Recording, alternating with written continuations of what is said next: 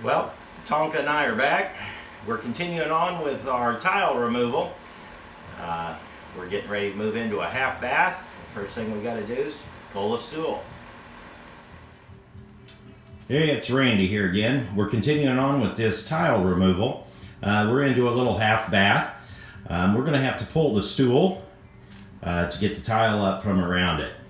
I run into having to pull a stool quite often. You get into a bathroom, they're a small space, and to paint around or do trim work, oftentimes it's best just to pull the stool out and make plenty of room to work.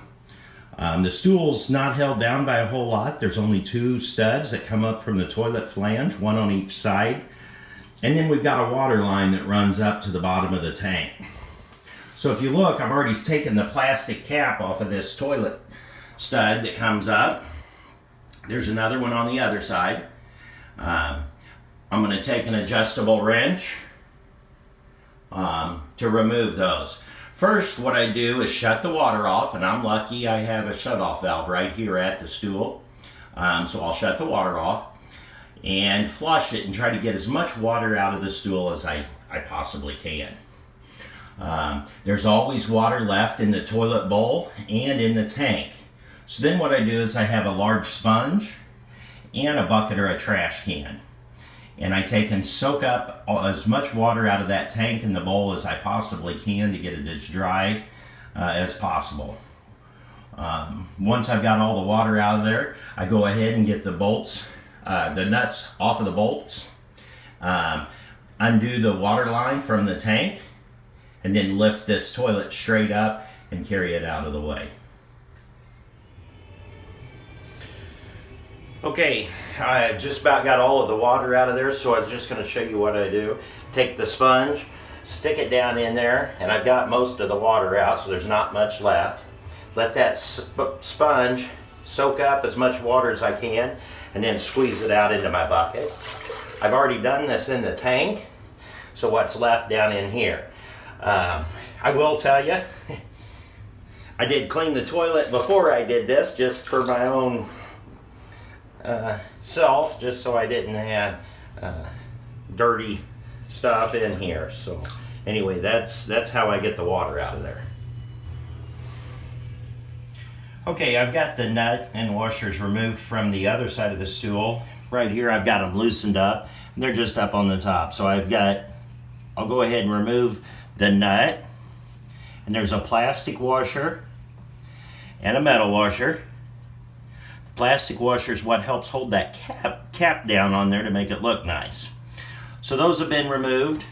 I've also removed the water line from the bottom of the tank. You can see it's a plastic. Should be able to do this without having to use a tool on there.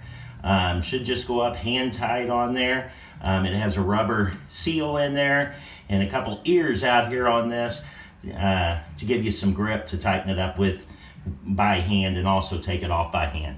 So then the next thing we're going to do is just lift this tool straight up and carry it out of here.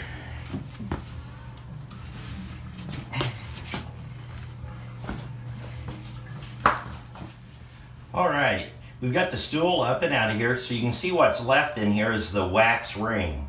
This wax is kind of nasty stuff. So I did put on some gloves, and I tell you, I really like these gloves, and I've got the box sitting here in the corner by the stool. I've used a variety of different gloves. Man, the worst thing is when one rips and tears on you while you're working. These seem to do great, whether you're doing this, staining, any of those things. So really like those gloves. All right, what I've got here is a small putty knife and a plastic bag. So what I'm going to do is just kind of come in here and get this thing pried up and off of here. So what you can see, it's got a rubber ring here, and then this wax is set around that, and that's what seals the toilet to the floor.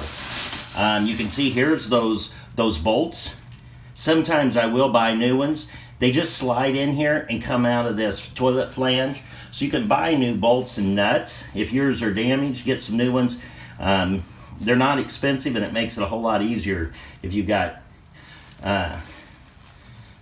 good stuff to work with there.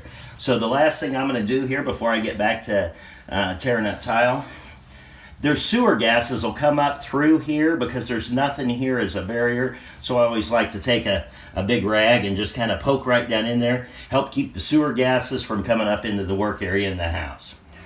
Okay, next I'm going to pull this base shoe up. The base shoe is this part right down here. This would be our base molding or baseboard. This is our base shoe. Oftentimes people refer to it as quarter round. To me, you can call it whatever you want, but I'm just going to show you the difference between base shoe and quarter round. If you ever do go in to a lumber yard or something, they'll be a little more specific. So I've got a small piece here.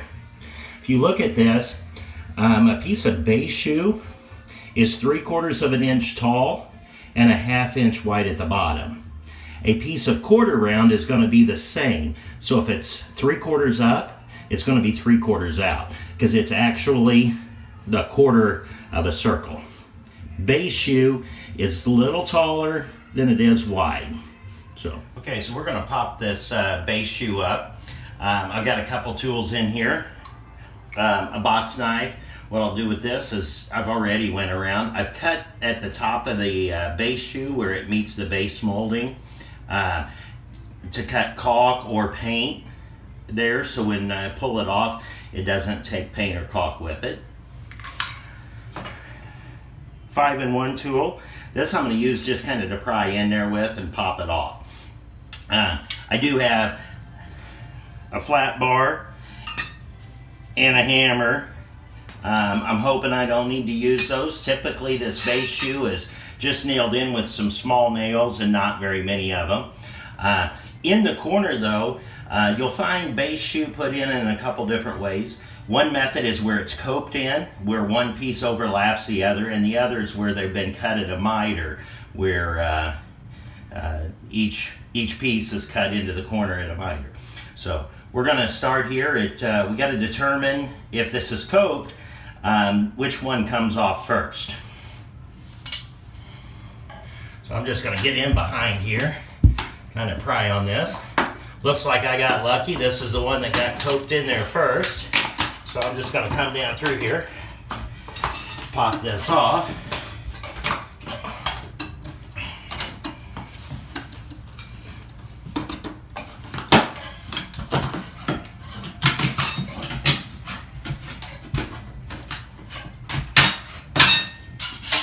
My preferred method of putting this in is to cope it.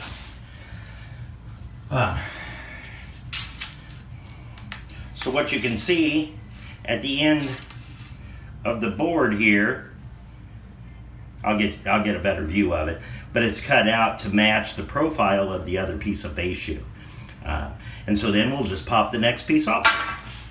Okay, here's a little better view of this base shoe in the coped end. So you can see this is cut out to match that. One of the reasons this is done, oftentimes you get into a corner that's not an exact 90-degree corner. So when you cope this, it allows this trim to be able to move around on the angle a little bit, and you still get a nice looking joint in the corner. So this is common on base shoe and base molding, the coped method. Well, we're done for another day. Got all the tile up, got the flooring ordered, kind of excited. It'll be in a couple weeks, so we'll be back to lay some engineered wood floor over the concrete floor you see here.